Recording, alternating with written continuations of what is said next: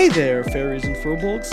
At this week's Streetlight, we're back on site at the grand opening of Chance Encounter Games to hear about people's campaigns and characters. Let's roll initiative.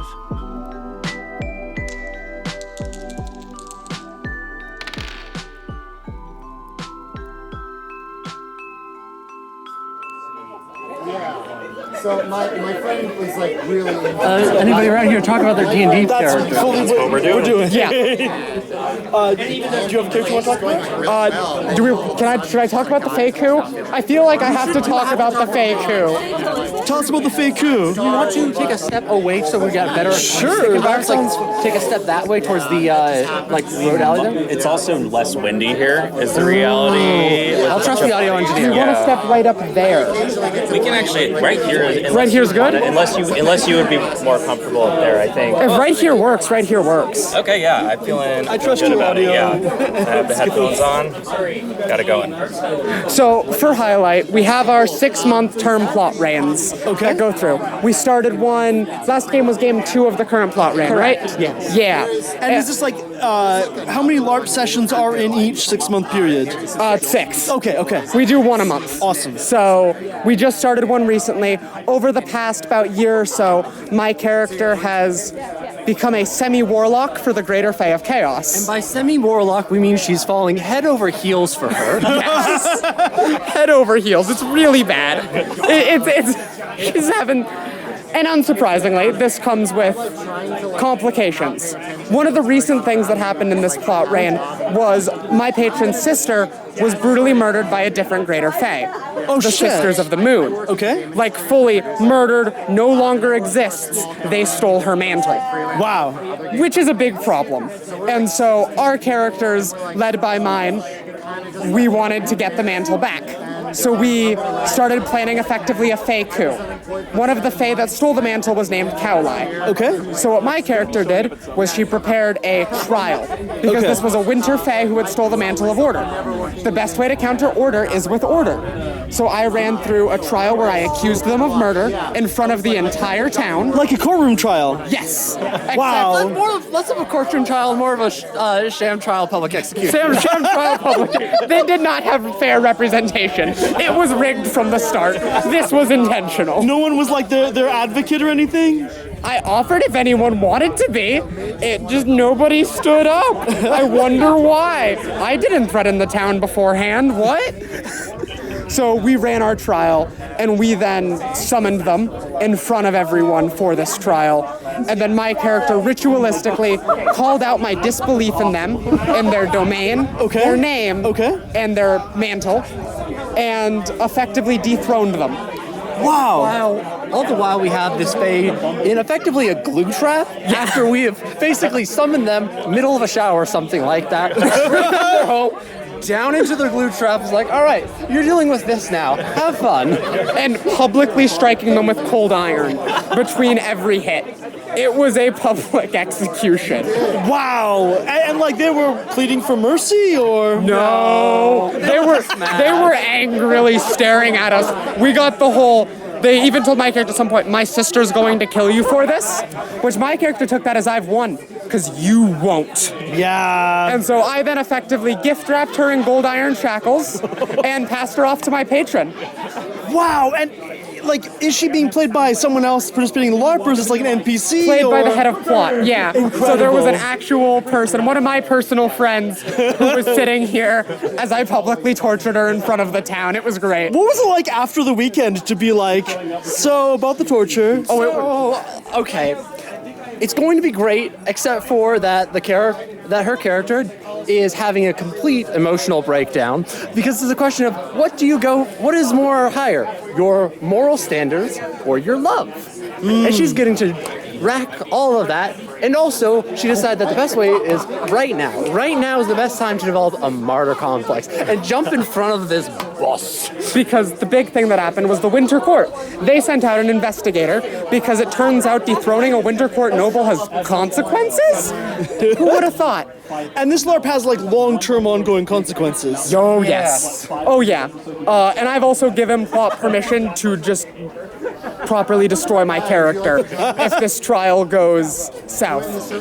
But then what my character did was clearly everyone else who was involved in this execution was acting 100% under my orders. Everything was orchestrated by me. You cannot prosecute them. This is all my fault, 100%. And I wasn't acting on orders of my patron. You can't target Hermie. It was just all your own accord. Clearly. What was your role in this execution? So my role was part of getting the supplies together to summon the Fae, as well as creating the glue trap. My characters has the ability to give other characters the ability to basically turn Fae so that it cannot approach them. So if you just create a circle of people all doing that, they're stuck in the middle. They can't really target you. They tried to target everybody else and they almost succeeded, but we got it through in the end. That's less upsetting. When you said a glue trap for Fae, I was imagining literal, it's Tinkerbell but in a glue trap. So what you described sounds much less upsetting. Well, we did also have the cold iron fetter. Yeah, we did make things that would specifically stop that Fae from being able to poof out of existence and go back to fairy. Wow. And this is Legacy's Lark. Yes. Incredible. Do you go every month? Yes. What's it like in the winter? It is something where you either wear underlayers or build a character who's got a full season kit. So That makes sense, yeah. For example, I've got a nice heavy cloak that often gets put on this one because she does not. I have no idea. Also, the characters who tend to wear large amounts of armor, they tend to makes stay sense. warm. I guess if your character's patron is associated with winter... Chaos. Oh, the one who stole the mantle is associated with winter. Got it. Yeah. This sounds like an incredibly fun plotline. We're having a lot of fun with it. This is only the subplot. The main plot is about there's an army invasion from a bird kingdom underground that's just like, yes, let's just burrow under your fortifications. It'll be fine. Yeah, this is the subplot. How do they implement burying under the fortifications?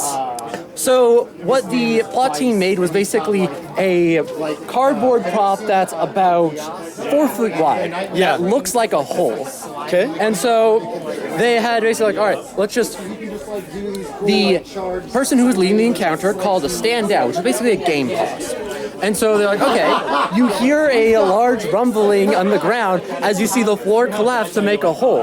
And so then the players would the people who were doing the NPCs would walk up to the hole in an out of game state, so basically signaling to the other players that they're not in game yet. Sure. And then be like, all right, as they climb out of this 4 foot cardboard hole we have on the ground in the middle of the drinking area, they're just like, all right, it's time to fight. I know you normally put your healers in the back, but we're in the back now. Oh, so they're just right in the middle of the tavern. Right in the middle of the town. We then had to go in and chase them after everything. Did you beat them back, or? Yes. Yeah. And then we blew up the tunnel, right? Yes. This sounds like a very fun plotline. It is. It's the current plot team's doing an amazing job. Everywhere we go, we run into Legacy's people, so I know that the next convention we're at, we'll hear how it turned out. Thank you both so much. Thank you. Thank you for the interview. For sure. I can do that. What's your podcast? Oh, sorry. We should say that part. I'm Jake. This is Riley. We run a show nice called to meet you. Campaign Spotlight, where we just interview Miller. people about their home games. Nice. Miller. Yeah. Nice to meet you. Yeah, nice to meet you. I'll give you the card for the show, Thank you. so that it seems more legitimate. Because the sign doesn't have anything. You're right. I should put a logo on it. Yeah. But if you want to talk about your character and then about what it's like to be the note taker. Sure. Awesome.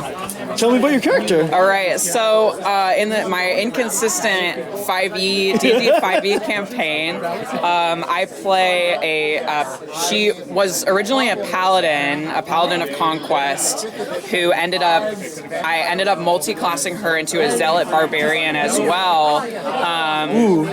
Where my DM kind of let me swap 3 levels for 3 levels in zealot barbarian, because I got really into multi-classing. And I just really wanted to try something new, and the campaign's been running since 2019, so... Wow! Yeah, so I was kind of like, I just want to try something different, and so I started playing. I added those levels in, and because I can't remember off the top of my head, but like Divine Smite stacks on the top Zealot of one. the like specific like Zealous Strike. It might even be called. I haven't looked at the sheet in a little while because we play so infrequently. And I was like, that sounds great. Yeah. And I'm always in for like the big numbers, the big damage.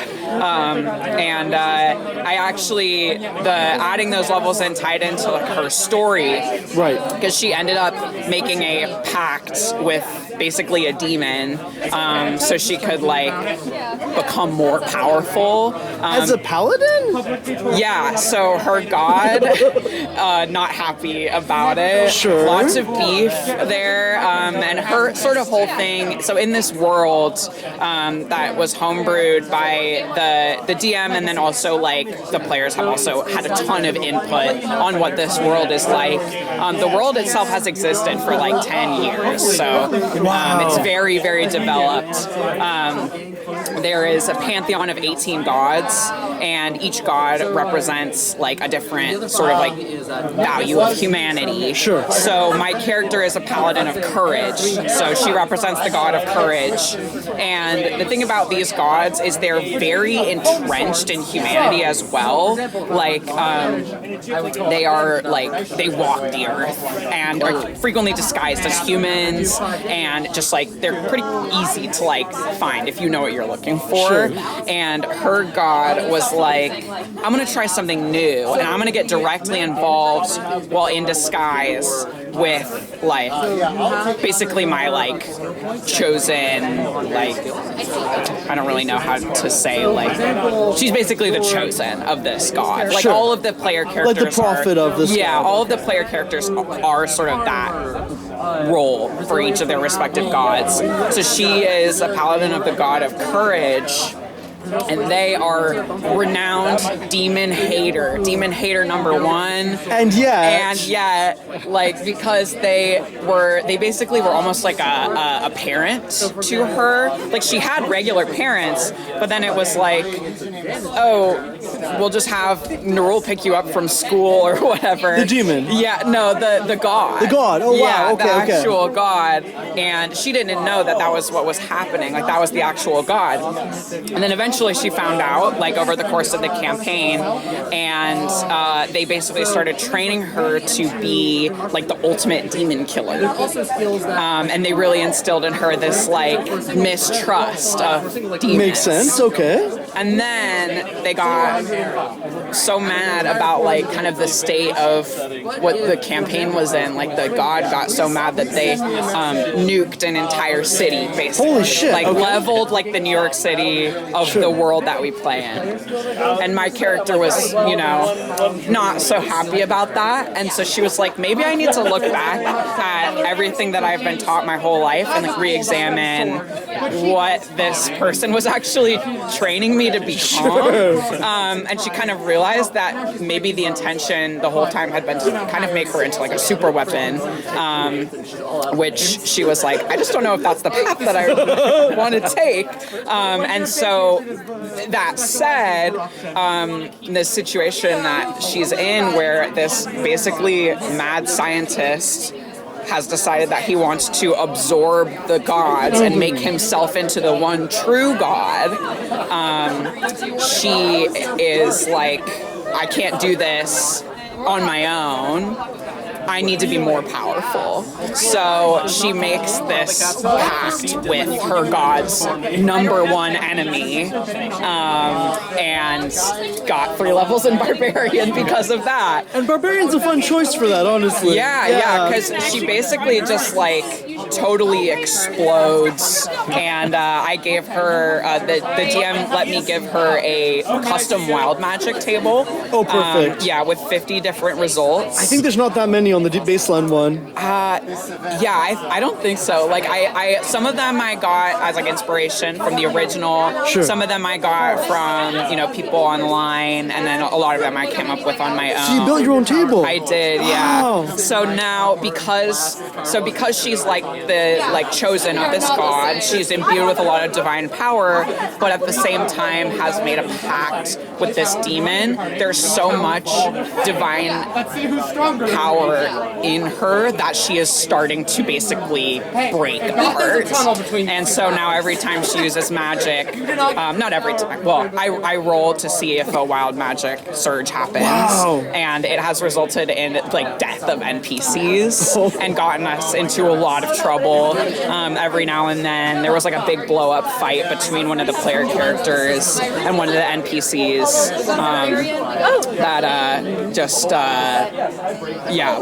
I guess where do you see this arc ending? Because it feels like this character is on a destructive trajectory. Yeah, well, she interestingly is also the most like emotionally controlled character in the party, because a lot of her like emotional arc has kind of been completed. Like she's coming to terms with like what she has been taught her whole life, and has kind of been locking into this like, okay guys, the world is ending, we need to figure this out.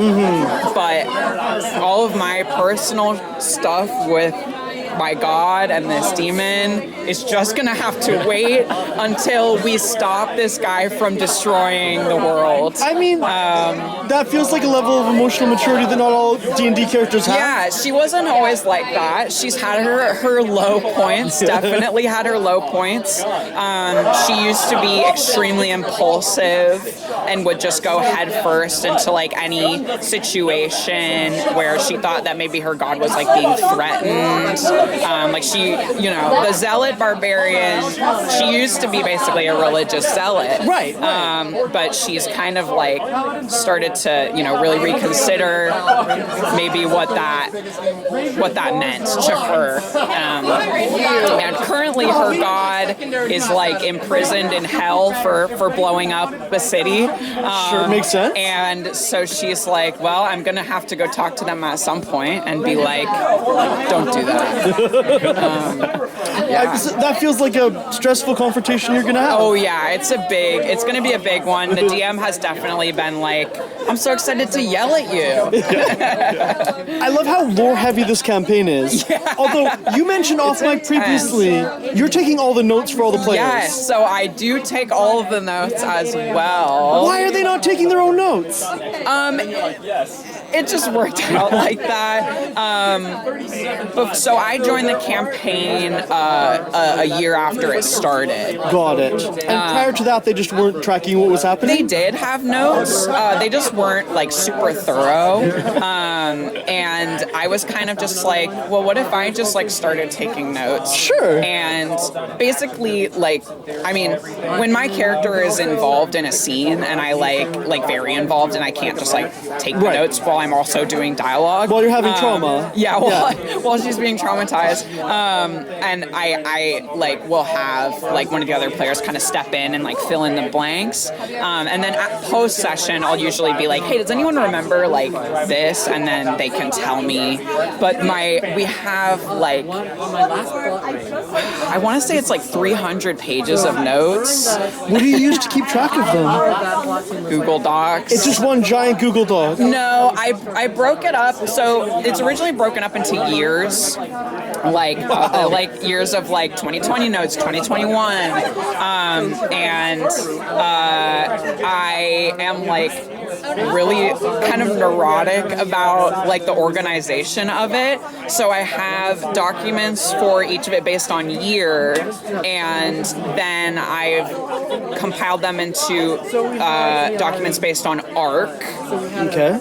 And I also have one that's just everything, like a master document of all of the notes, just to have it and be like, we have this huge document of notes. And what I'll do during the session is I'll do bullet points, and then after the session I'll go back and I'll basically put it into paragraphs. Oh my gosh. So it's almost like a novel, without like, dialogue, really. I'll just be like, oh, Emil said this, and then Helga said this. Oh, your notes are that granular. Yeah. I mean, your party is incredibly lucky that you're doing this. Yeah, I like it too. Like, I'm not like, why are you all making me do this? You know. Sure. And I was in a Pathfinder 2e campaign as well, where we had a note taker. Someone else, I like volunteered, but someone else was doing it, and then he ended up leaving, and I was like, I'll take over. I guess if no one else is going to, like, someone has to take notes. Yeah. But then I started GMing a Pathfinder 2e campaign, and I was like, is anyone going to take notes? Because it can't be me. Yeah. Like, I have what I planned for the session, but I don't exactly have the time during the session to, like, write down what happened. Everything that happens, yeah. So what I started doing was at the top of each session being like, does anyone want to give us a recap? And I offered like, so in Pathfinder 2e they have a hero point system, which is basically an opportunity to re-roll any roll, any D20, more or less, to see if you can get a higher result. And I offered them, you can have up to 3 per session, and I basically was like, I'll give you an extra one if you can give me a recap. So I was trying to like bribe my players into taking notes and being able to give me a recap at the top of every session. You are way too nice to your players. If mine don't take notes, they just have no idea what's happening. Yeah, you're on your own. But I'm also I am a very new GM, so I kind of start out. Maybe you'll get meaner over time. Maybe I'll get meaner over time. But that game, one of my players moved to Spain, so that is going to complicate things. Yeah, that made things a little tough. Thank you so much for telling us. Yeah, thanks for asking me. It's a good time.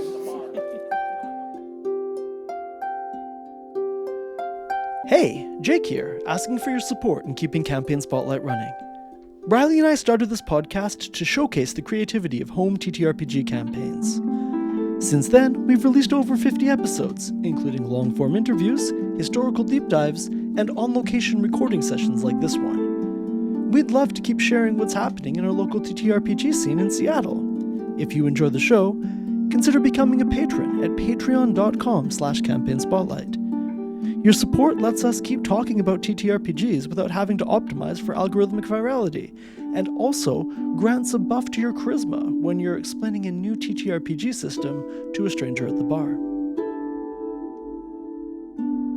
Thank you so much. Yeah, thank you. It's so much fun just to ask people like what's happening in your game. It's like one of those things that like everybody just wants to talk about. Yeah. I mean, I can't believe that no one else takes notes in your games. That feels unhinged, but it works out. It's the structure of those sessions. There are quite a lot of one-on-one scenes, but like I can like let me see if I can whip something out real quick. Because I take notes, like very thorough notes for the combat as well. Yeah. So each round gets a paragraph. Oh my god. And I write Each round gets a paragraph? Each round gets a paragraph, and I write down. I guess now that I say this out loud, I'm like, this really is crazy what I'm doing.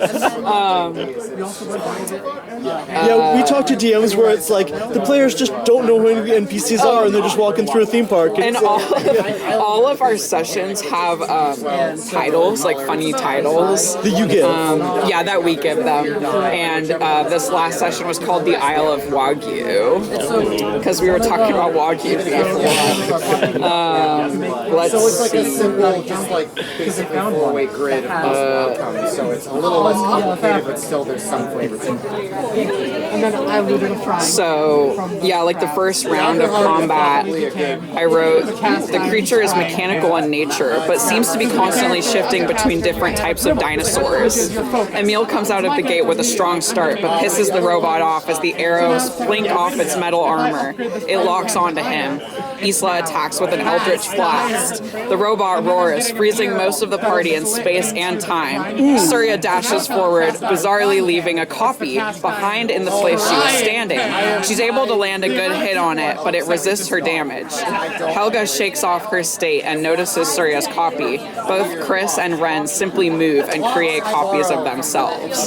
So that was one, like the run through of one round. And it's described in universe. You're not saying like they cast this spell, they use this ability. It's wow. Yeah, Emil casts Sleet Storm right on top of the robot, then makes a copy of himself to bring more Hawthorns into the world. He already has a twin brother, so like it's just like Wow.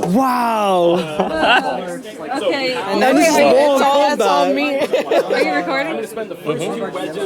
Oh, Do you want it? Yeah, we're hanging out. Yeah. No. It's a lot. That's so cool. That's so cool. I mean, it's a lot of fun. Like, I like doing it. It's really fun to like go back and look, like, because we have A year notes, later, yeah. we have notes going all the way back to the beginning. The notes that were taken the year before I joined are some of my favorite notes to read because I wasn't there during that time, and that like the art before I joined, I'm always like, what the hell are you guys doing? Like, you were like going. Do they remember what they were doing? Yeah, they do. Okay. Yeah, it was a very iconic. There was like a very iconic arc right before I joined where they had to like disguise themselves as college students, and all of the characters at this point were like all like 30 years old.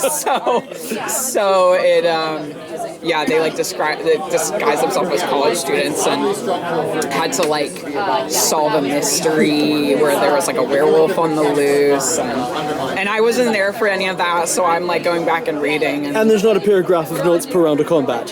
No, definitely not per round of combat. But there were like it was similar in structure. Like I think the reason why I ended up writing them in paragraphs is because that is kind of how they were originally done, just much shorter and less detailed. Sure. And you know, like I do add in a ton of detail that really isn't necessary, but it's really nice to have. Yeah. And like I feel like in any campaign I would be in, I would be totally happy to be the note taker. It's just hard when you try to become the GM and then you're like, because then you have your own separate notes. yeah, exactly. So I just can't keep when I'm I can't do all of it. So well, I mean, your other players are hopefully grateful for you. Yeah. Sorry. Where'd she go? Oh, one of your players is here. Oh, she just went. I think she's going into the store. Okay. Well, she can tell you. We'll find her later. Thank you so much. You've escaped. So the setting, the game, the title is Wild Westicles. So we are. It started as a Wild West game. I was a cowboy who fled the. So we have the New World and the Old World. Old World is elves, dwarves, all that. There's some Genasi and stuff over in the corner. I was a dwarf from a prominent merchant family who are firearms manufacturers. My father, killed by his business partner, betrayed. I fled because of assassins. Joined the, essentially the French Foreign Legion, but it's dwarves. So it's Hugel, so they're German. So yes, the Hugel Foreign Legion. To the New World to make a name for myself. Campaign starts. I'm a bounty hunter. Oh, that's all before the start of the campaign. Oh, yeah. Oh, no. That's all my backstory. We're there. Stuff happens. The company, turns out, is doing some new stuff in the New World. We don't exactly know what. Fast forward 2 years real time.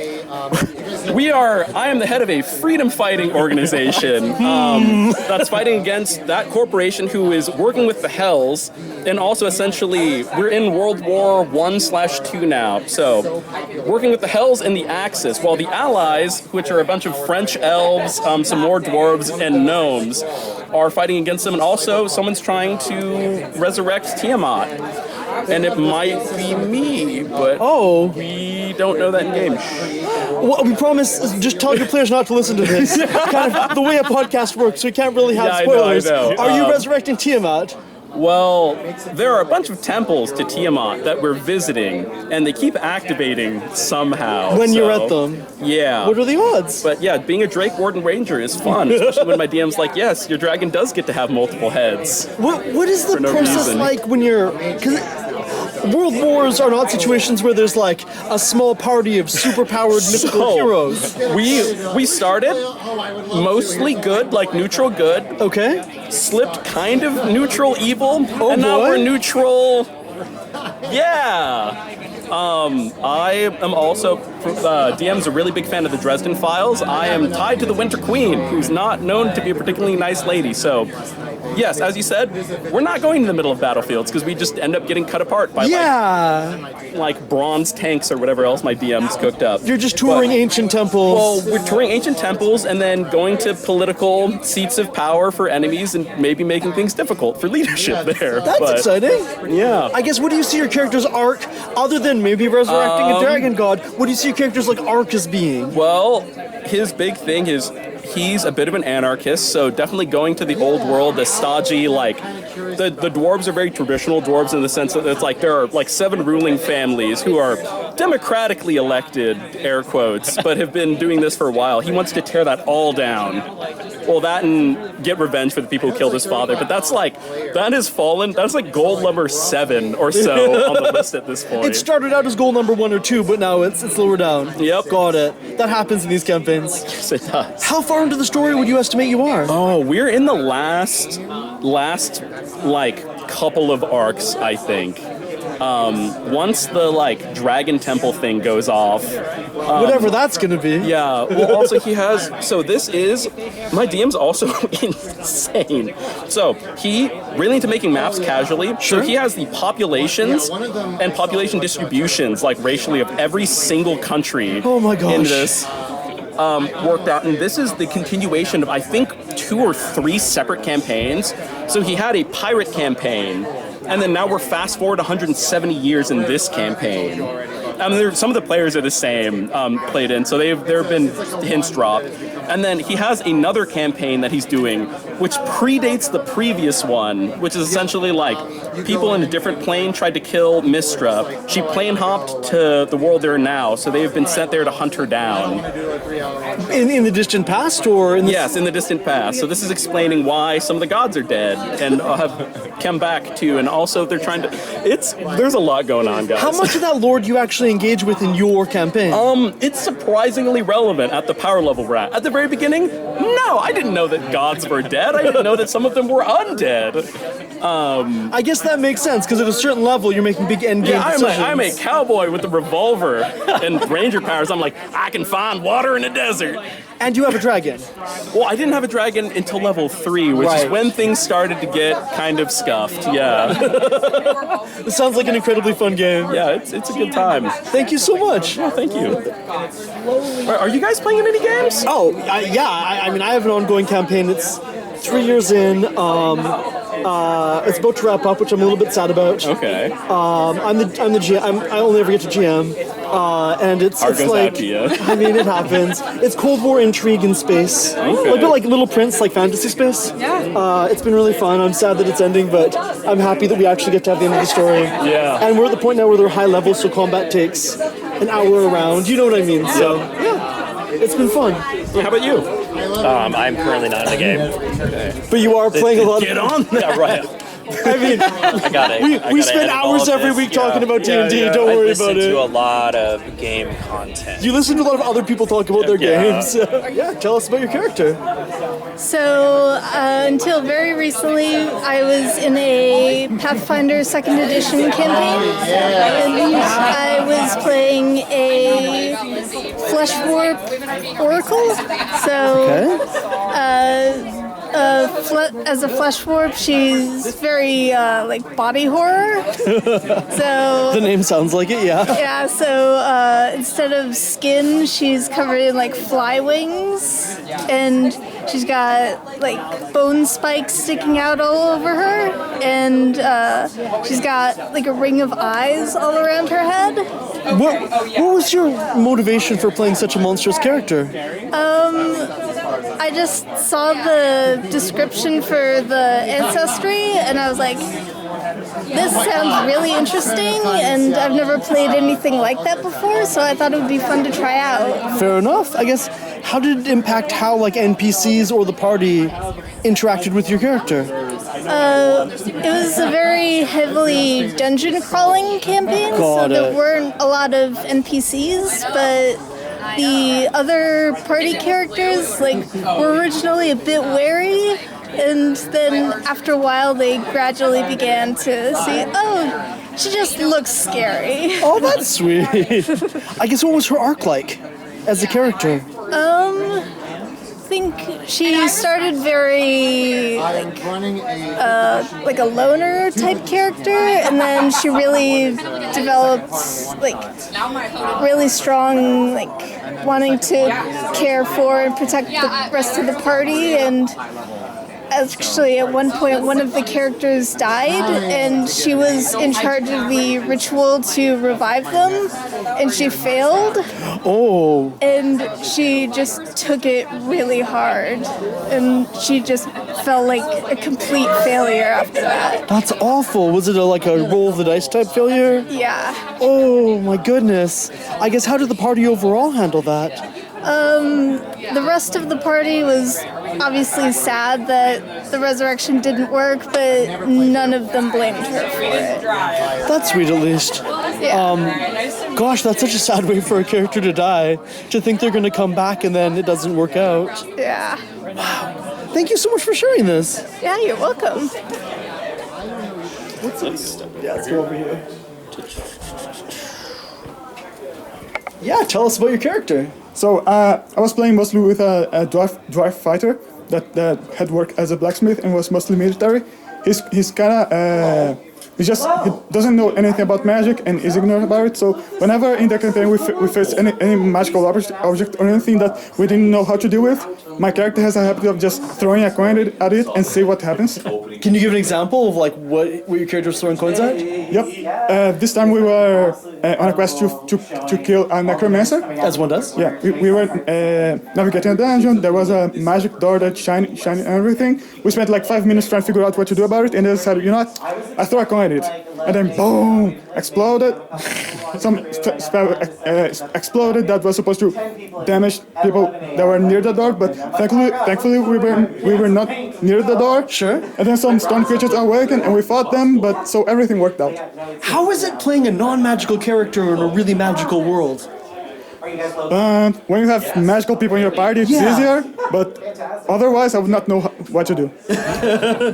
And is this campaign, this is still ongoing? No, it ended. Some guy from work was running this campaign, and he started running the same campaign for other people from work, but he was too busy, so he canceled it, but it was fun. That sounds really fun. Thank you so much. Sure.